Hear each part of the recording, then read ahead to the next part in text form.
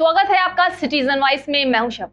अब वक्त हो चुका है दिन भर की तमाम खबरों पे नजर डालने का, तो आइए देखते हैं क्या है आज दिन भर की तमाम खबरों में। यूपी उपचुनाव 2024 में सपा सांसद अवधेश प्रसाद का मिल्कीपुर कटेरी सीट पर सीएम योगी को बड़ा चैलेंज। जी हां, अयोध्या से सपा सांसद अवधेश प्रसाद ने यूपी उपचुनाव को लेकर सीएम योगी पर निशाना साधा है। उन्होंने सीट को लेकर सीएम योगी पर निशाना साधा है। उन्होंने क्या कहा है, देखिए इस वीडियो में। स्वागत है, अभिनंदन है।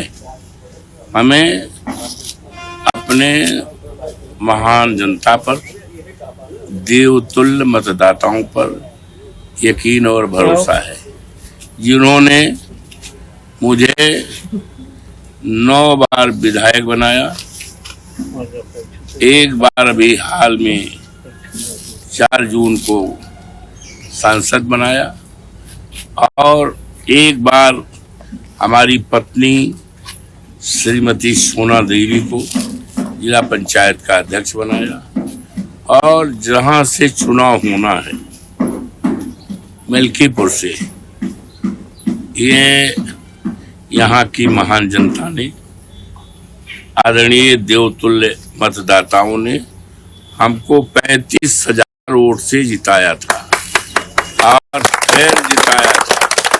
लोकसभा का चुनाव भी हुआ है, उसमें भी जिताया है। तो हमें इन पे भरोसा है और हम पे भरोसा उन पे है, समझ गए। और ये जमीन, ये धरती हमारी है, यहाँ के लोगों की है और मुझे खुशी है और ताजुब भी है कि बाबा को, माननीय आदरणीय मुख्यमंत्री जी को, आदित्यनाथ योगी जी को, ये दिल्ली वाले क्या है, उनके मन में क्या भाव है, क्यों नाराज हैं कि ऐसी सीट पर, यहाँ पर भारतीय जनता पार्टी को पता है कि वहाँ दाल नहीं गल सकती किसी की। वो समाजवादियों की धरती है, अवधेश प्रसाद की धरती है, मिसेन यादव की धरती है, तो वहाँ कभी जीत ही नहीं सकते। ये जानबूझ करके इनको यहाँ जिम्मा सौंपा है और उसके बाद कटिहारी का सौंपा है। ये मुख्यमंत्री हैं, एक बड़े सूबे के मुख्यमंत्री हैं। चुनाव में देश के तमाम जगहों पे भेजे जाते हैं, लेकिन पता नहीं इनका कद क्यों, दिल्ली वाले क्या नाराजी है, इनका कद छोटा कर रहे हैं। केवल दो विधानसभा क्षेत्र दे रहे हैं। लगता है कहीं दाल में काला है। इनके साथ कोई भी ये दिल्ली वाले बेइंसाफी करने जा रहे हैं और वही आधार मानेंगे चुनाव, क्योंकि ये चुनाव तो जग जाहिर है कि हम जीतेंगे। यहाँ जीते हैं भी, ये जीतेंगे, जीतते रहे हैं। तो यहाँ तो कोई दुनिया की ताकत भारतीय जनता पार्टी को नहीं जिता पाएगी। तो माननीय योगी जी लगातार लगे हैं। अभी 4 दिन पहले आए थे, 6 दिन अयोध्या में थे, मीटिंग किया, फिर करमनाड़ा में मीटिंग किया और 18 तारीख को ये कुमारगंज में जा रहे हैं। कल 15 अगस्त को हम गए थे, कई स्कूलों में गए थे, हमेशा जाते हैं, परंपरा है। तो कई स्कूलों में ये लोगों ने बताया कि आज यहाँ अधिकारी आए थे और कह गए कि 7 साल के ऊपर जो बच्चे हैं सबको मुख्यमंत्री आ रहे हैं, सबको चलना है हर हालत में, और जो नहीं चलेगा उसकी मान्यता खत्म कर दिया है। तो स्कूली बच्चों को और योगी जी का वोट के बोरा लेके आवत है। बोरा तो हमारा है, हमारी रिश्तेदारी है, नातेदारी है, हमारे लोग हैं, बिरादरी के लोग मेरे साथ हैं। तो यहाँ तो दाल नहीं गलनी है। और मैं स्वागत करता हूँ। आज अगर चुनाव घोषणा होती है तो बहुत अच्छा है। हम तो चुनाव के लिए तैयार बैठे हैं, सब लोग हमारे तैयार बैठे हैं। काम पूर्ण करा दिए, काम कराने कर सब चलते रहे। हम लोग चुनाव में नहीं, हम तो हमेशा चुनाव लड़ते हैं, रोज लड़ते हैं। चुनाव जीतने के बाद हमेशा लड़ते हैं। अरे भाई 4 जून को चुनाव हुआ हम बैठे थोड़े हैं, हम तो लगातार लोगों से मिल रहे हैं, काम कर रहे हैं, सुनवाई कर रहे हैं और हर तरह से उनकी मदद कर रहे हैं। तो इसलिए बढ़िया है, स्वागत है। और आज घोषणा हो जाए तो सबसे बढ़िया आज मुहूर्त भी है हमारे लिए, बहुत बढ़िया है। और योगी बाबा, अरे भाई अभी कल आए, परसों आए थे कर्मनाड़ा में। यहाँ जरूरत है, महंगाई के बारे में नहीं बोले, लाखों लड़कों हजारों लड़कों बेरोजगार हैं, पर्चा लीक हुआ है, उस पर नहीं बोले। लोगों की रात खेत और खलिहान, खेत में भी चली आ रही है, धान लगाया गया, लेकिन अगर न खेत रखावत चल लिए, आज किसानों की सबसे बड़ी समस्या है। और लगातार किसानों की खेती को किसानों से, आवारा जानवरों से बचाने के लिए लगातार हम संघर्ष कर रहे हैं। यहाँ कम से कम सैकड़ों बार धरना दिया है, मुख्यालय पर धरना दिया है, ब्लॉकों में धरना दिया है, और राष्ट्रपति और राज्यपाल को हमेशा मैंने वो दिया है। और विधानसभा में भी सवाल हमने उठाया था, योगी बाबा से पूछा कि आप बताइए, आपकी सरकार किसानों की खेती किसानों से बचाने के लिए, आवारा जानवरों से बचाने के लिए आपकी क्या योजना है? कुछ नहीं बता पाए। उनके अध्यक्ष मंत्री खड़े हुए, अरे योगी बाबा ने निर्माण कर दिया। हमने कहा गौशालाओं की तो और हालत खराब है, गाय पानी बगैर मर रही है, तार बगैर मर रही है, चरहा बगैर मर रही है, दवाई बगैर मर रही है, ये तो और खराब व्यवस्था है। कुछ बता नहीं पाए।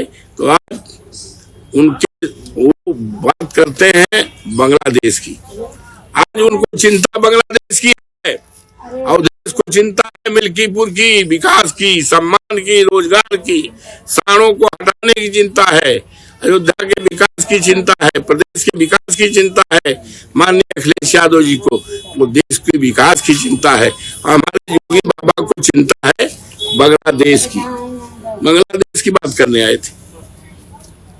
कुछ नहीं पाएंगे, कुछ भी करें, कुछ नहीं मिलना है। बहुत बड़ा इतिहास यहाँ के देवतुल्य जनता ने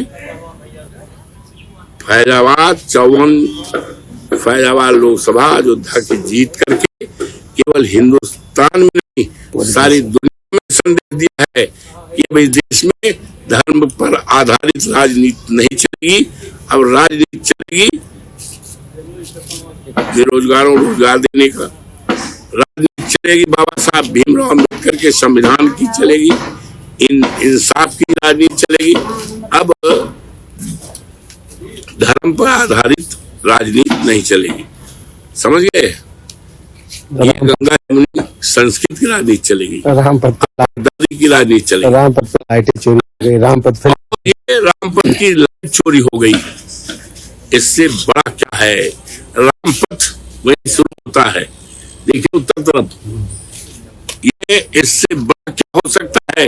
रामपथ कोई गांव गलियारा का पथ नहीं है, गांव गलियारा का नहीं है। ये रामपथ जिसका नाम दुनिया में है और मर्यादा पुरुषोत्तम राम के नाम पर है, तो इससे बड़ा अन्याय अत्याचार क्या हो सकता है?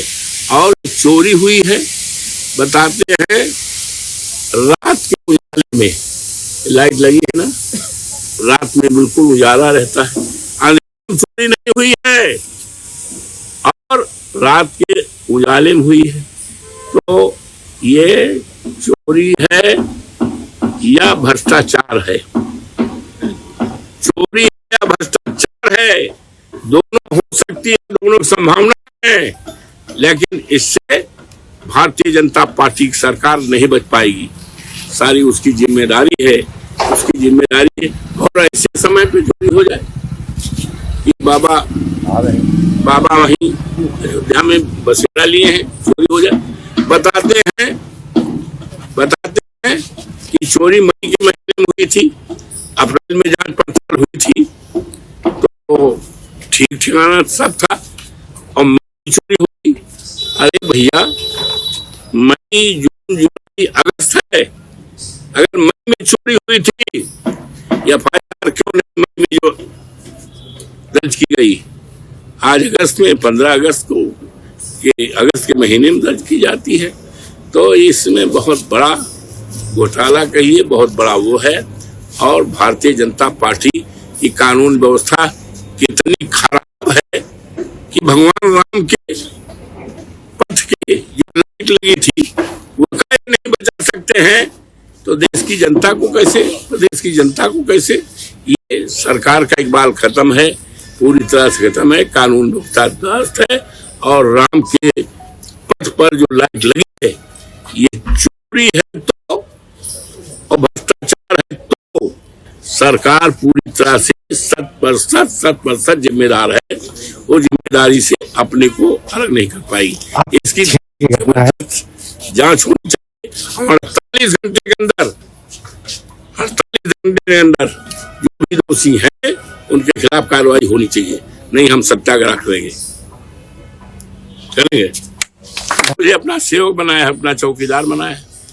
तो चौकीदार तो हम नहीं कह सकते भाई, चौकीदार तो हमारे प्रधानमंत्री जी कहते हैं, तो नकल हो जाएगी। लेकिन अपना सेवक बनाया है, सेवादार बनाया है, हम की सेवा करेंगे और हर मुद्दे पर उनका सम्मान करेंगे, आदर करेंगे, देश दुनिया में उनका इज्जत बढ़ाएंगे। अधिकारियों को आपने क्या दिशा निर्देश दिया? इस घटना को लेकर के आपने क्या दिशा निर्देश दिया? ऐसा है, कल 15 अगस्त था, परसों आए रात में, कल 15 अगस्त था। सारा दिन तो उसी में बीत गया। कई स्कूलों में देखो भाई, स्कूल एक आज लगे बाहर स्कूल। आज हम जाएंगे और अयोध्या तक जाएंगे और जा करके देखेंगे, देख करके तब अधिकारियों से, जिम्मेदार अधिकारियों से बात करेंगे। ऐसे कैसे हम चुप बैठेंगे? हमारी जिम्मेदारी है, हम जिम्मेदारियों का निर्वहन करेंगे और लोगों के उम्मीदों पर खरे उतरूंगा, उसी को मैं अपनी जीत मानूंगा। अभी तो जीत यहाँ के लोगों की जीत है और देश प्रसाद अपनी जीत तब मानेगा जब उनकी उम्मीदों पर, उनकी तराजू पर खरा उतरेगा। तो थी आज दिन भर की तमाम खबर। ताजा खबरों की अपडेट के लिए जुड़े रहिए हमारे साथ सिटीजन वाइस।